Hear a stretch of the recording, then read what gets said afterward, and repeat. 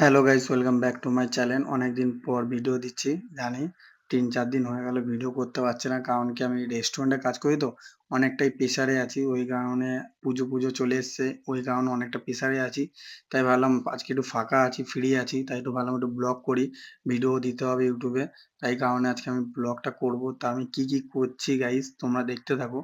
আর রেস্টুরেন্টে কি প্রবলেম হয়, কত কষ্ট হয় সেটা তোমরা জানোই না। বাট যারা জানো, রেস্টুরেন্টে যারা কাজ করো বুঝতেই পারো। এখন পুজোর সময় আমাদের কোনো ছুটি নেই, উল্টে আরো চাপ বেড়ে যায়। তা ওই কারণে এখন আমাকে অনেক কিছু কেটে রাখতে হচ্ছে আগেই।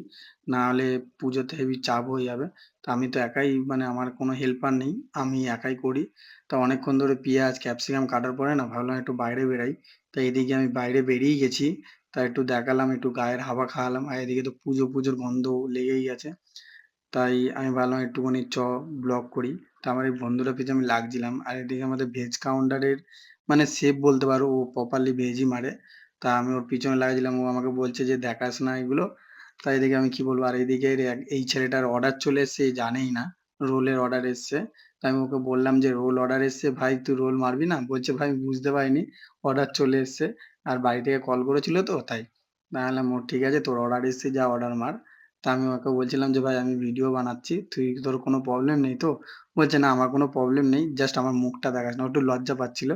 তা আমি ওকে বলার পরে ওকে বললাম যে ঠিক আছে চল একটু ভিডিও বানাই। ও জানে আমি ব্লগ করি। তা ওই কারণে বললো যে ঠিক আছে চ তাহলে ভিডিও বানা, অসুবিধা নেই আমার। তা এখানে এদিকে ভেজ রোল এসেছিল।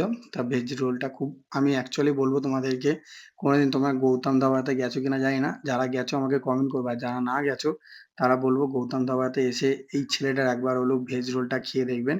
সেই বানায়, খুব সুন্দর বানায়। আমি আগেও অনেক জায়গায় খেয়েছি, বাট এখানে আলাদা একটা টেস্ট আছে।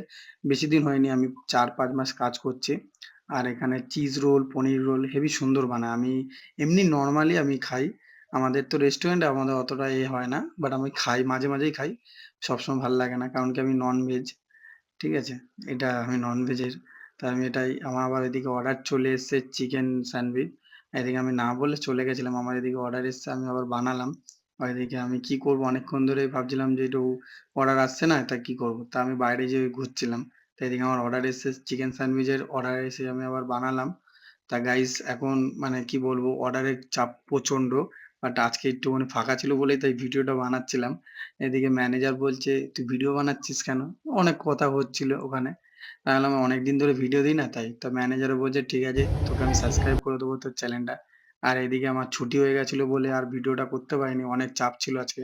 আর এদিকে শিবভূমির প্যান্ডেলটা দেখতেই পাচ্ছ, খুব সুন্দর করেছে এই বছরে। তা আমি ব্লগ করার চেষ্টা করবো, একদিন বেরাবো আমি। তা গাইস এই যে বাড়ির দিকে যাচ্ছি। তা এখন বাড়ির দিকে যাই, তোমাদের কেমন লাগলো ভিডিওটা কমেন্ট করে জানাবেন। আর এদিকে লেক টাউনের ঘড়িটা, তা তোমরা কমেন্ট করে জানাবেন কেমন লাগলো। আর টাটা, বাই বাই।